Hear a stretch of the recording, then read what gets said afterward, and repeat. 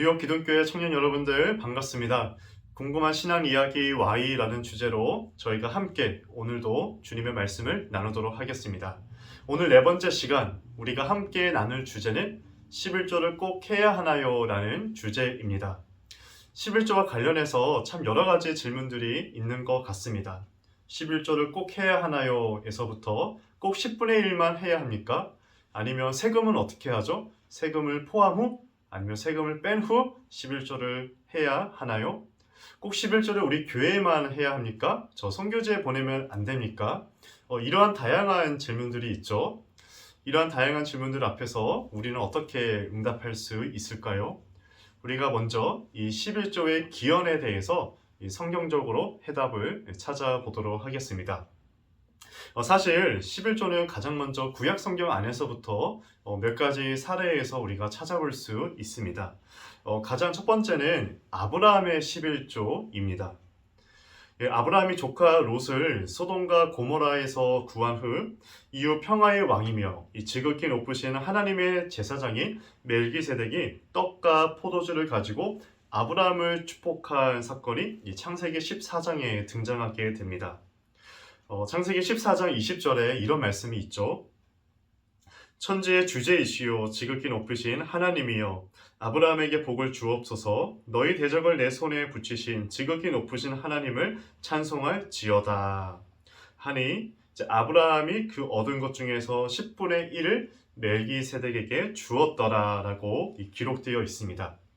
아브라함이 소돔과 고모라를 무찌르면서 얻었던 재물의 10분의 1을 당시 이 대제사장 이 멜기세덱에게 드렸던 것이죠. 이 아브라함이 멜기세덱에게 드린 이 11조는 이 하나님이 주신 복에 대한 이 개인적인 감사의 표현이었던 겁니다.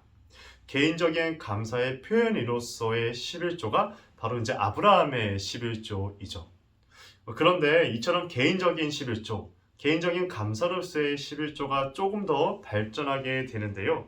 이제는 개인적인 차원이 아니라 신앙 공동체적인 차원으로 11조의 기원과 의미가 발전하게 됩니다. 구약 성경에서 때문에 우리가 두 번째로 주목해야 할 부분은 바로 레위기인데요. 레위기 27장 30절에 이런 말씀이 있습니다.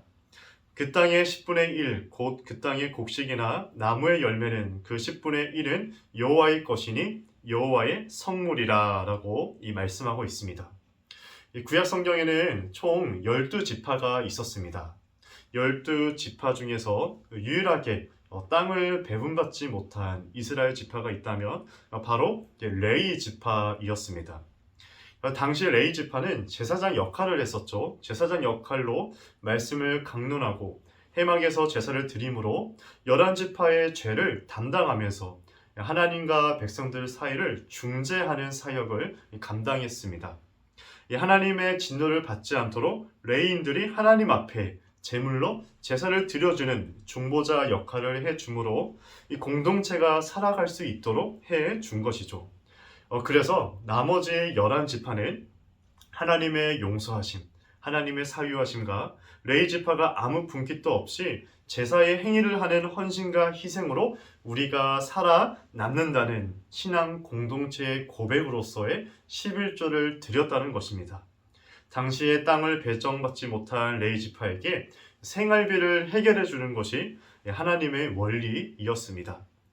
그래서 11조는 이전의 이스라엘 백성들에게 개인적인 차원에서 더 나아가서 신앙 공동체의 고백으로서 의미를 갖게 되는 것이죠. 레위 지파가 우리를 대신해서 제사를 담당함으로 하나님과 백성들 사이를 중재함으로 거기에 대한 신앙 공동체로서의 감사와 기쁨의 의미로 11조를 드리게 되었다는 겁니다.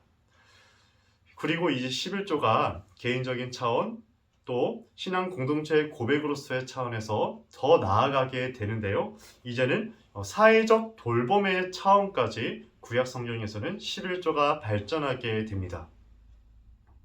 신명기 14장 28절 29절 말씀을 저희가 찾아보도록 하겠습니다. 신명기 14장 28절 29절 매 3년 끝에 그 해 소산의 10분의 1을 다 내어 내 성읍에 저축하여 너희 중에 분깃이나 기업이 없는 레위인과 내 성중에 거류하는 객과 및 고아와 가부들이 와서 먹고 배부르게 하라. 그리하면 내 하나님 여호와께서 내 손으로 하는 범사에 내게 복을 주시리라. 아멘. 이스라엘 백성들에게 또 다른 11조가 있었습니다. 3년마다 드리는 토지소산의 11조는 구제용 혹은 사회복지 용도로 특별하게 사회적 약자를 위한 11조로 사용되었습니다. 레위인을 포함하나 외국인, 고아나 가부 같은 가난한 자들을 위한 11조이었던 것입니다. 정리하자면 구약의 11조는 크게 세 가지로 발전되었습니다. 하나는 아브라함의 11조에서 볼 수 있듯이 개인적인 감사로서의 11조, 그리고 더 나아가서 신앙 공동체의 고백으로서의 11조, 그리고 더 나아가서 사회적 돌봄까지 아우르는 11조이었습니다. 그런데 말이죠. 이러한 11조가 가진 이 정신들이 구약 성경 말미에 가서는 다 무너지기 시작했다는 겁니다. 함께 말라기서 3장 7절 8절 말씀을 읽도록 하겠습니다. 만군의 여호와가 이르노라. 너희 조상들의 날로부터 너희가 나의 규례를 떠나 지키지 아니하였도다. 그런즉 내게로 돌아오라. 그리하면 나도 너희에게로 돌아가리라 하였더니 너희가 이르기를 우리가 어떻게 하여야 돌아가리이까 하는도다. 사람이 어찌 하나님의 것을 도둑질하겠느냐. 그러나 너희는 나의 것을 도둑질하고도 말하기를 우리가 어떻게 주의 것을 도둑질하였나이까 하는도다. 이는 곧 11조와 봉헌물이라. 이 안타깝지만은 말라기 시대에 와서는 제사가 타락하게 됩니다.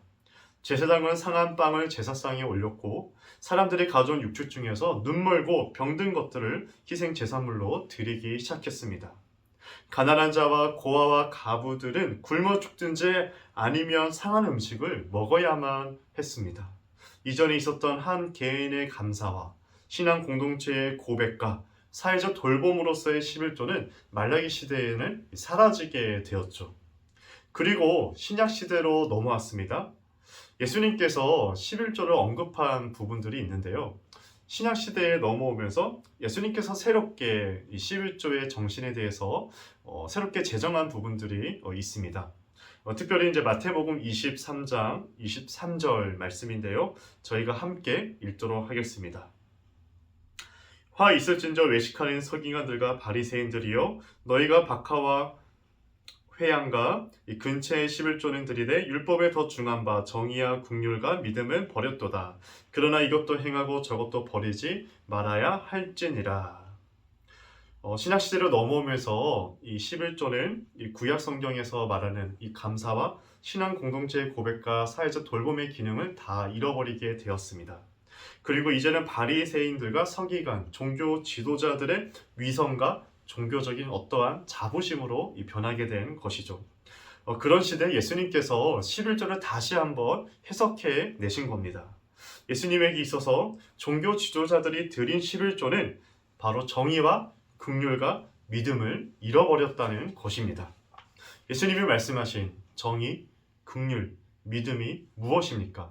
바로 구약 성경에서 끊임없이 이야기했던 11조의 정신들이 아니겠습니까? 개인적인 감사의 고백과 신앙 공동체의 고백, 바로 사회적 돌봄이 이 정의와 긍휼과 믿음입니다. 예수님의 정답은 그러나 이것도 행하고 저것도 버리지 말아야 할지니라 라고 말씀하셨습니다. 즉 우리가 종교적인 형식으로 11조를 드리는 것뿐만 아니라 이제는 11조의 정신, 바로 정의와 긍휼, 믿음의 표현으로서 우리가 하나님께 11조를 드려야 한다는 것입니다. 이제 예수님의 공생의 시대를 지나서 초대교회의 시대를 맞이하게 되었죠. 성령의 임재와 함께 이 폭발적인 전도와 함께 이 초대교회 시대를 맞이하게 되었습니다. 사실 그러나 이제 초대교회 안에서는 이 11조라는 단어는 등장하지 않습니다. 이 초대교회 사도들과 제자들은 11조라는 단어는 언급하지 않습니다. 그러나 이제 한 가지 언급하는 단어가 있는데요. 그것은 11조는 드리지 않았지만은 구약 성경의 원리를 따라서 연보를 드렸다는 것입니다. 함께 로마서 15장 25절에서 26절 말씀을 주목하겠습니다. 그러나 이제는 내가 성들을 섬기는 일로 예루살렘에 가노니 이는 마게도냐와 아가야 사람들이 예루살렘 성도 중 가난한 자들을 위하여 기쁘게 얼마를 연보하였습니다. 우리 고린도후서 8장 1절에서 5절 말씀도 함께 읽어볼까요? 고린도후서 8장 1절에서 5절입니다. 형제들아, 하나님께서 마게도냐 교회들에게 주시는 은혜를 우리가 너희에게 알리노니 환난의 많은 시련 가운데 그들의 넘치는 기쁨과 극심한 가난이 그들의 풍성한 연보를 넘치도록 하게 하였느니라. 내가 증언하노니 그들이 힘대로 할 뿐 아니라 힘에 지나도록 자원하여 이 은혜와 성도 섬기는 일에 참여함에 대하여 우리에게 간절히 구하리. 우리가 바라던 뿐만 아니라 그들이 먼저 자신을 주께 드리고 또 하나님의 뜻을 따라 우리에게 주었도다. 초대교회에서는 비록 11조라는 단어는 등장하지 않지만 초대교회는 이 연보라는 새로운 차원의 헌금을 얘기하고 있습니다. 그런데 초대교회의 연보에 있어서 11조의 정신이 그대로 이어지지만 동시에 새로운 개념을 우리에게 말하고 있는데요. 새로운 차원으로서의 헌금은 이제는 우리 자신을 드린다는 것이죠. 예수님께서 하나님께 자기 자신을 드렸듯이 이 헌금은 단순히 물질을 드리는 차원이 아니라 더 나아가서 내 자신을 하나님께 드리는 차원까지 이 초대교회 신약성경에서는 나아갔던 것입니다. 이처럼 11조는 구약성경에서부터 신약시대까지 끊임없이 발전되었습니다. 개인적인 감사와 신앙 공동체의 고백, 그리고 사회적인 돌봄의 차원, 그리고 더 나아가서 나 자신을 드리는 차원까지 나아갔던 것이죠. 이 11조를 우리가 하나님의 사랑과 이웃사랑이라는 이중계명의 또 근거에서 우리가 함께 살펴볼 수 있을 것 같습니다. 바리새인들과 서기관들이 놓쳤던 것은 그들이 11조를 하면서 법률을 중시하지만 그들의 11조는 이웃사랑의 측면, 공동체성이 결여된 11조이었습니다.